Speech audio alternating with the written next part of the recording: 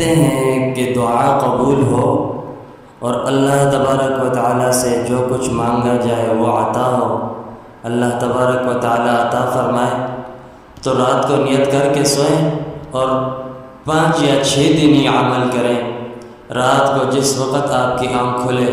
چاہے کسی بھی وجہ سے قضاء حاجت کے لیے آنکھ کھلے یا کسی بھی وجہ سے آپ کی آنکھ کھلے، تو آپ یہ کلمات پڑھیں: لا الہ الا اللہ وحدہ لا شریک لہ لہ الملک ولہ الحمد وہو علی کل شیء قدیر،